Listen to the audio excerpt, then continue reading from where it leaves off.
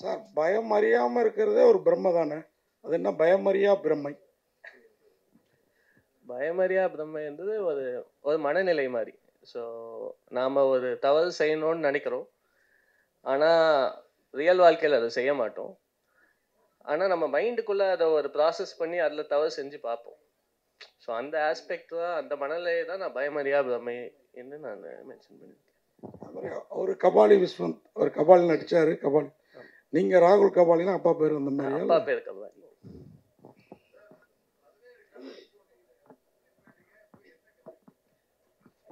நான் அது ஒரு பெரிய கதை, ஒன்றும் கற்றுக்காதனால தான் படம் எடுக்க வந்திருக்கிறாருன்னு நினைக்கிறேன். அப்படியெல்லாம் ஒன்றும் இல்லை இல்லை இல்லை, அது ஒரு பெரிய கதை. அது நான் ஆக்சுவலாக இந்த ஜேர்னி வந்து மோஸ்ட்டாக நான் ஒரு ஆர்கிடெக்ட்லேருந்து ஒரு ஆர்டிஸ்டாக மாறின ஜேர்னி தான் இந்த 4 வருஷம். ஆர்கிடெக்சர் குவிட் பண்ணிவிட்டு ட்ராவல் பண்ண ஆரம்பித்தேன். போன எல்லா இடத்துலையுமே நான் பண்ணுற பெயிண்டிங்ஸ் இல்லை நான் வரைகிற ஸ்கெட்சஸ் இதுதான் சோறு போட்டுச்சேன் 4 வருஷத்துக்கு. ஸோ கன்சிஸ்டண்ட்டாக ஒரு ஆர்ட் ஒர்க் மேலே ட்ராவல் பண்ணி இந்த ஒரு கண்ட்ரீஸ்க்கான வீசாஸு, அந்த விஷயங்கள், காசு, இந்த விஷயங்கள் எல்லாத்தையும் ஃபுல்ஃபில் பண்ணிட்டு இருந்தேன். ஸோ ஒரு பாயிண்ட்டுக்கு மேலே இந்த வேர்ல்டுக்கு நான் யார், இந்த ஒரு கொஷின் வந்து ஒரு இன்னொரு கொஷின் இருக்கும் இல்லைங்களா, நாம் யார் இந்த உலகத்துக்கு. என்னை பொறுத்த வரைக்கும் நான் ஒரு ஹானஸ்டான ஆர்டிஸ்ட், அந்த ஒரு விஷயத்த நான் உணர்ந்தேன்.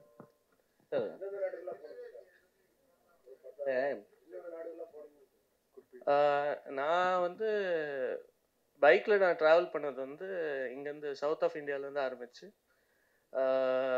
நேபாள் போனேன், பூட்டான் போனேன், அங்கேருந்து Myanmar, Thailand, Laos, Cambodia, Vietnam, மறுபடியும் கீழே வந்து மலேசியா, சிங்கப்பூர், மறுபடியும் மலேசியாவுக்கு வந்து ஷிப் பண்ணி இந்தோனேஷியாவுக்கு போனேன், மறுபடியும் இந்தோனேஷியாவில் அப்படியே பாலி வரைக்கும் போனேன். எனக்கு அங்கே ஒரு ஆக்சிடெண்ட் ஆயிருந்துச்சு.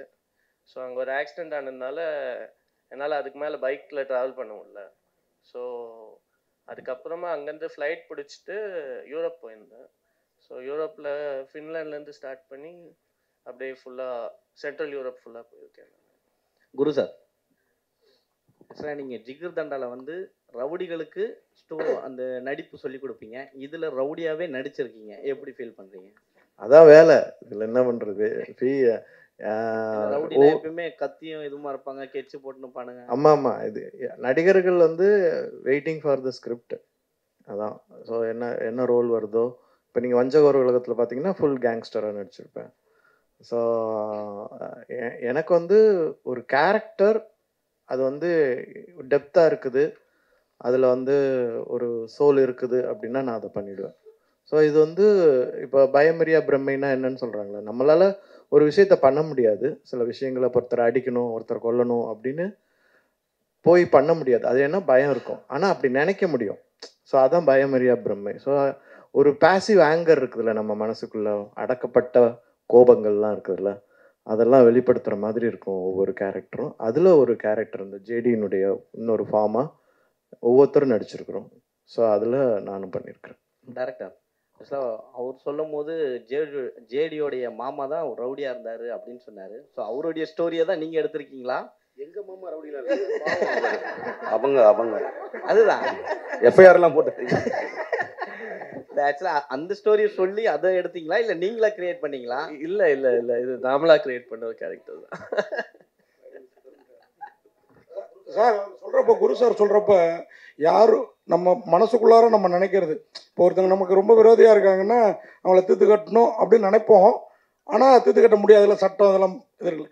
அப்படிங்கிறப்போ அப்போ நமக்குள்ளார இருக்கிற கேரக்டருங்க தான் இல்லையா? ஆமாம் ஆமாம், நம்மளுக்குள்ளே இருக்கிற அந்த தாட்ஸ் தான்.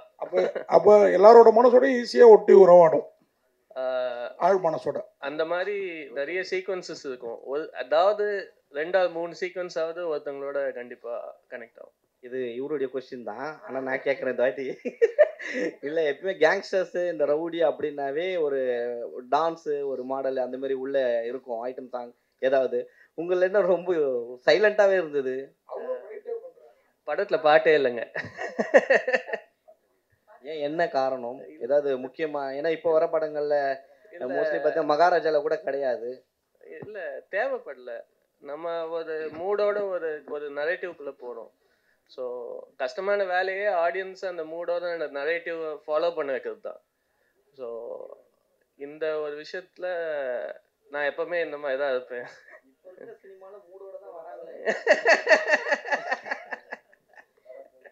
சார் அதே மாதிரி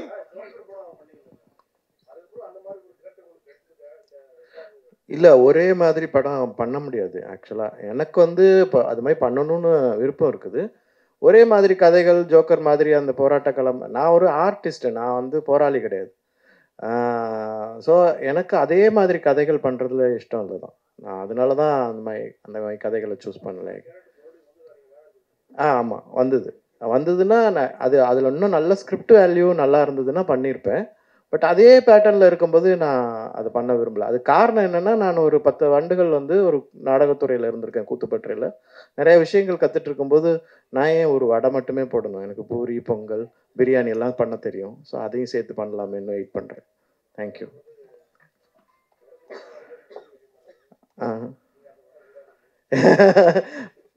okay thank you sir. Director sir அதே மாதிரி இந்த ஜாக்கு அவரை விட அவரோட கார் இந்த பிங்க் கலர் ஒரு ஃபியட்டில் சுற்றிட்டு இருப்பார்.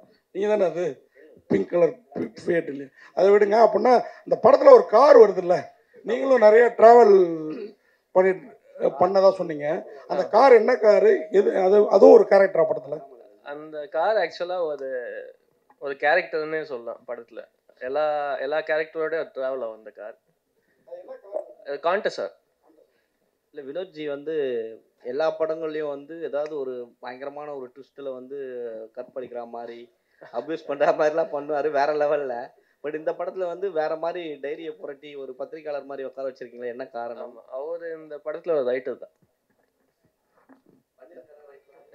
அது நீங்கள் தான் சொல்லணும். சார் இது கமர்ஷியல் படமா ஆர்ட் படமா? கமர்ஷியலாக ஆர்ட் கலந்து படமா?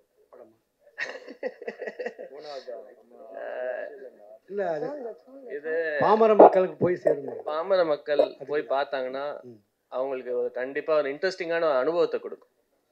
ஸோ நாம இப்பவே பிரிக்க ஆரம்பிச்சிட்டோம்னா இது பெயிண்டிங் மாரி இருக்காது, அதனால கீழே வரையும் போய் சேருமா? ஏன் பெயிண்டிங்கை பாமர மக்கள் பார்க்க மாட்டாங்கன்னு நினைக்கிறீங்களா நீங்க? ரசிகர்கள் இருக்காங்க, அதுக்குன்னு ஒரு ஜானல். இப்பெல்லாம் பாமர மக்கள்லாம் இல்லைங்க. இல்லை பாமர மக்களுக்கு எல்லா அறிவு, பாமர மக்கள்னா அவங்களுக்கு எதுவுமே தெரியாதுங்கிற உணர்வை நம்ம அதுல இருந்து மாத்திக்கலாம். சொல்லல, அவங்க ரசிச்சு கமர்ஷியல் தான் பார்ப்பாங்க. அது மாறிட்டு இருக்குது. இல்ல அது மாறிட்டு இருக்குது. அதுக்கு நாமளும் கொஞ்சம் ஒத்துழைப்பு செய்யணும். இந்த மாதிரி படங்களை வந்து வர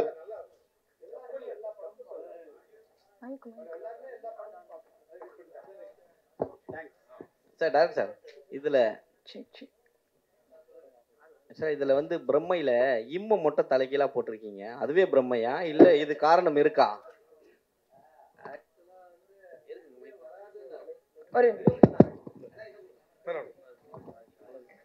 ஆக்சுவலா அந்த இம்மே வராது. ஸோ அது நான் டிசைன் பிரம்மை தான். அது வந்து டிசைனுக்காகவும் அதுல ஒரு ஆஸ்பெக்ட் இருக்கு, அது நீங்க படம் பார்க்கும்போது உங்களுக்கு தெரியும். ஸோ அதுக்காக வச்சேன் நான். தேங்க்யூ. சொல்லுங்க.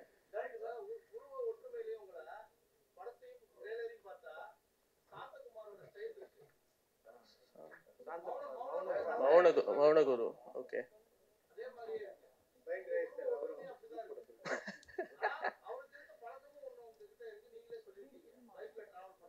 ஆமா. இல்ல மீட் பண்ணதில்லை நான்.